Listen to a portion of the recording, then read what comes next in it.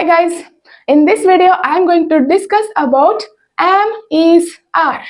So these are called helping verbs in the simple present, right? These helping verbs are also known as auxiliary verbs.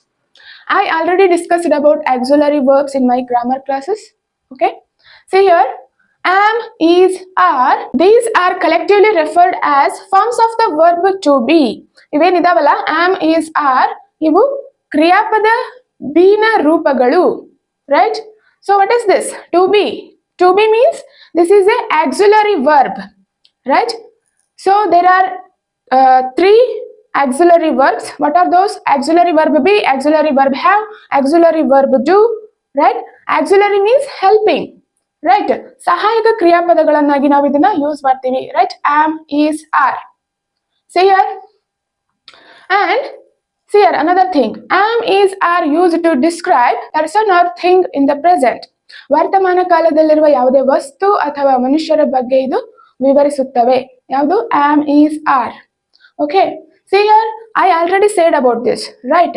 So what is the use of auxiliary verb be? Right? Verb be is used to form present continuous tense. ಇದೇನಿದೆಯಲ್ಲ verb be present continuous tense ಅನ್ನ ರೂಪುಗೊಳಿಸೋದಕ್ಕೆ ಸಹಾಯ ಮಾಡುತ್ತದೆ ಅಂತ ಹೇಳಿದ್ದೆ, right? For example, I am eating, ನಾನು ತಿನ್ನುತ್ತಿದ್ದೇನೆ. So it describes what is happening now. So ಇವಾಗ ವರ್ತಮಾನ ಕಾಲದಲ್ಲಿ ಯಾವ ಘಟನೆ ನಡೆಯುತ್ತಿದೆ ಎನ್ನುವುದನ್ನ ಇದು ವಿವರಿಸುತ್ತದೆ, right? Auxiliary verb be. See here, am. Am is the helping verb here in this sentence. You can also call it as auxiliary verb, right? Auxiliary verb and helping verb both are same, okay? Auxiliary verb. Am is the auxiliary verb or helping verb. Eating is the main verb, right? ನಾನು ತಿನ್ನುತ್ತಾ ಇದ್ದೇನೆ. He is running. ಅವನು ಓಡುತ್ತಾ ಇದ್ದಾನೆ. ಇವಾಗ ಏನ್ ಮಾಡ್ತಾ ಇದ್ದಾನೆ? ಯಾವ ಘಟನೆ ನಡೀತಾ ಇದೆ?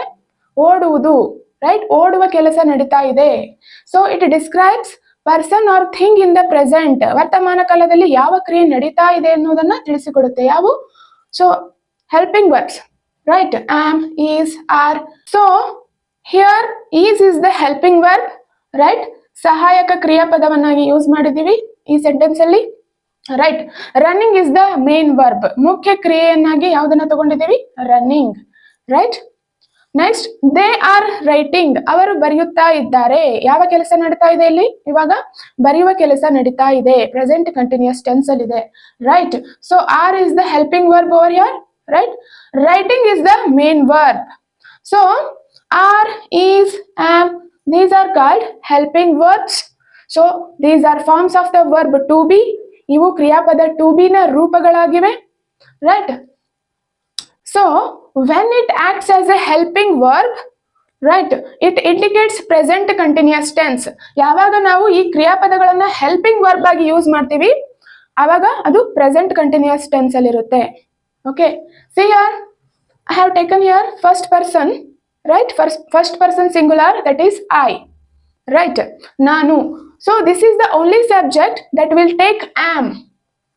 ಇದು ಒಂದೇ ಸಬ್ಜೆಕ್ಟ್ ಗೆ ನಾವು ಇಲ್ಲಿ am ಅಂತ ಯೂಸ್ ಮಾಡ್ತೀವಿ, right? I am. Okay, he, she, it ಬಂದಾಗ ಯಾವ ವರ್ಬ್ ಅನ್ನು ಯೂಸ್ ಮಾಡ್ತೀವಿ ಹಾಗಾದ್ರೆ? is, right? Third person singular ಇದ್ದಾಗ he, she, it, ಅವನು, ಅವಳು, ಅದು, right? Next, you. You is the second person, right? Second person. So this is always in plural. English ಅಲ್ಲಿ you ಅನ್ನೋದನ್ನ ನಾವು ಯಾವಾಗಲೂ ಪ್ಲೂರಲ್ ಆಗಿ ಕನ್ಸಿಡರ್ ಮಾಡ್ತೀವಿ, ಬಹುವಚನವಾಗಿ. You are, okay? You is ಆಗೋದಿಲ್ಲ. You are, right?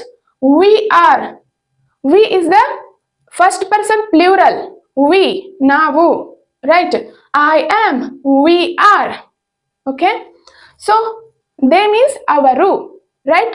Third person plural. Third person plural. Third person plural ಇದ್ದಾಗ ಏನಾಗುತ್ತೆ? They are, right? So you have to remember these things. ನಾವು ವರ್ಬ್ ಆರ್ ಅನ್ನ ಯಾವಾಗ use ಮಾಡ್ತೀವಿ? Plural ಇದ್ದಾಗ R verb ಅನ್ನ use ಮಾಡ್ತೀವಿ. Okay? Okay, see here next. To be as a main verb. So what we discussed now? To be verb as a helping verb. Helping verb ಆಗಿ ನಾವು use ಮಾಡಿದಾಗ present continuous tense form ಆಗುತ್ತೆ, right? So ಇದೇ verbs ಗಳನ್ನ main verb ಆಗಿ use ಮಾಡಿದಾಗ, see here next, to be verb as a main verb. For example, I am a teacher, right? So am, in this sentence am is the main verb, ಮುಖ್ಯ ಕ್ರಿಯಾಪದವಾಗಿದೆ ಈ sentence ಅಲ್ಲಿ, right?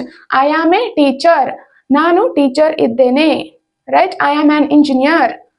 It expresses the state of being, means ವರ್ತಮಾನದಲ್ಲಿರುವ ಸ್ಥಿತಿಯ ಬಗ್ಗೆ ತಿಳಿಸಿಕೊಡುತ್ತೆ, right? ನಾನು ಇವಾಗ present ಆಗಿ ಏನಿದ್ದೀನಿ, teacher ಇದ್ದೇನೆ ಅಥವಾ ಡಾಕ್ಟರ್ ಇದ್ದೇನೆ. You are a doctor, she is a pilot, like that. ಇಲ್ಲಿ ಯಾವ ತರ ಕೆಲಸ ಮಾಡ್ತಾ ಇದೆ? Verb, to be verb am main verb ಆಗಿ ಕಾರ್ಯವನ್ನು ನಿರ್ವಹಿಸ್ತಾ ಇದೆ, ರೈಟ್? ಇಲ್ಲಿ ಹೆಲ್ಪಿಂಗ್ ವರ್ಬ್ ಆಗಿ ಕಾರ್ಯವನ್ನು ನಿರ್ವಹಿಸಿತ್ತು, right? I am a teacher, ನಾನು ಟೀಚರ್ ಇದ್ದೇನೆ. ಓಕೆ, ಐ ಆಮ್ ಹ್ಯಾಪಿ, ನಾನು ಖುಷಿಯಾಗಿದ್ದೇನೆ, right? So in this case it is main verb ಆಗಿ ಕೆಲಸ ಮಾಡ್ತಾ ಇದೆ. ಸೊ ಟು ಬಿ ವರ್ಬ್ ಅನ್ನ ಮೇನ್ ವರ್ಬ್ ಆಗಿ ಯೂಸ್ ಮಾಡಿದಾಗ it expresses the state of being, means ವರ್ತಮಾನದ ಸ್ಥಿತಿಯನ್ನ ವಿವರಿಸುತ್ತದೆ. ಓಕೆ, ಇವಾಗ ಯಾವ ತರ ವರ್ತಮಾನದ ಸ್ಥಿತಿ ಇದೆ ಅನ್ನೋದ್ರ ಬಗ್ಗೆ ತಿಳಿಸಿಕೊಡುತ್ತೆ. ನೆಕ್ಸ್ಟ್, ಐ ಆಮ್ ಹಂಗ್ರಿ, ನನಗೆ ಹಸಿವಾಗಿದೆ. So this is the state of being, ಇದು ವರ್ತಮಾನದ ಸ್ಥಿತಿ, ಒಬ್ಬ ಮನುಷ್ಯನ ಸ್ಥಿತಿಯ ಬಗ್ಗೆ ತಿಳಿಸಿಕೊಡ್ತಾ ಇದೆ, ರೈಟ್? ಮೇನ್ ವರ್ಬ್ ಆಗಿ. Okay, see here another thing, I am feeling hungry. What is the meaning of this? I am feeling hungry, ಇಲ್ಲಿ ಮೇನ್ ವರ್ಬ್ ಆಗಿ ಕೆಲಸ ಮಾಡ್ತಾ ಇದೆ, am ಇಲ್ಲಿ ಹೆಲ್ಪಿಂಗ್ ವರ್ಬ್ ಆಗಿ ಕೆಲಸ ಮಾಡ್ತಾ ಇದೆ, right? Feeling is the main verb in this sentence. I am feeling hungry, so this is in present continuous tense. These are all in present simple. Okay, see here, ನನಗೆ ಹಸಿವಾಗುತ್ತಿದೆ, right? ಆ ಘಟನೆ ಮುಂದುವರೆದಿದೆ, present ಅಲ್ಲಿ continue ಆಗಿದೆ ಅಂತ ಅರ್ಥ. Okay, so these are all forms of the verb to be, right? ನಾವು helping verb ಆಗಿ ಯೂಸ್ ಮಾಡ್ಬೋದು, ಮತ್ತೆ ಮೇನ್ ವರ್ಬ್ ಆಗಿ ಕೂಡ ಯೂಸ್ ಮಾಡ್ಬೋದು, right? Okay, then see here how to write these verbs in affirmative, negative and interrogative form. Okay, affirmative is also known as positive sentence, means ಸಕಾರಾತ್ಮಕ ವಾಕ್ಯಗಳು. negative sentences, ನಕಾರಾತ್ಮಕ ವಾಕ್ಯಗಳು, right? Next, interrogative nothing but questioning sentences, right? ಪ್ರಶ್ನಾರ್ಥಕ ವಾಕ್ಯಗಳು. See here, first one, affirmative. I am happy, ನಾನು ಖುಷಿಯಾಗಿದ್ದೇನೆ, right? Then how to write in negative form? I am not happy, ನಾನು ಖುಷಿಯಾಗಿಲ್ಲ, right? Then how to make a questioning sentence? Am I happy, ನಾನು ಖುಷಿಯಾಗಿದ್ದೇನಾ, right? Next, I am thinking, ನಾನು ಯೋಚಿಸುತ್ತಿದ್ದೇನೆ, right? I am not thinking, ನಾನು ಯೋಚಿಸುತ್ತಿಲ್ಲ, right? Negative form. Am I thinking, ನಿನಗೆ ಅನ್ಸುತ್ತಾ ನಾನು think ಮಾಡ್ತಾ ಇದ್ದೀನಿ ಅಂತ? Am I thinking, ನಾನು ಯೋಚಿಸುತ್ತಿದ್ದೇನಾ, right? Next, I am Shweta, right? ನಾನು ಶ್ವೇತಾ ಇದ್ದೇನೆ. How to write in negative form? I am not Shweta, ನಾನು ಶ್ವೇತಾ ಅಲ್ಲ, right? Then how to ask in questioning form? Am I Shweta? I don't know, I have lost my memory. You have to jog my memory. Okay, see here, next, am I Shweta, ನಾನು Shweta ಇದ್ದೇನಾ, right? Next, she is a swimmer, ಅವಳು ಈಜುಗಾರ್ತಿಯಾಗಿದ್ದಾಳೆ, right? ಇಲ್ಲಿ he sheet ಬಂದಾಗ ಏನು ಬರುತ್ತೆ? Is, right? So this is the only subject that will take am. I subject ಇದ್ದಾಗ ಮಾತ್ರ ನಾವು am use ಮಾಡ್ತೀವಿ, right? She is a swimmer, ಅವಳು ಈಜುಗಾರ್ತಿಯಾಗಿದ್ದಾಳೆ. She is not a swimmer, ಅವಳು ಈಜುಗಾರ್ತಿಯಾಗಿಲ್ಲ. This is a negative form. Next, is she a swimmer, ಅವಳು ಈಜುಗಾರ್ತಿಯಾಗಿದ್ದಾಳಾ, right? Next, he is a thief, ಅವನು ಕಳ್ಳ. He is not a thief, ಅವನು ಕಳ್ಳ ಅಲ್ಲ. Negative form, right?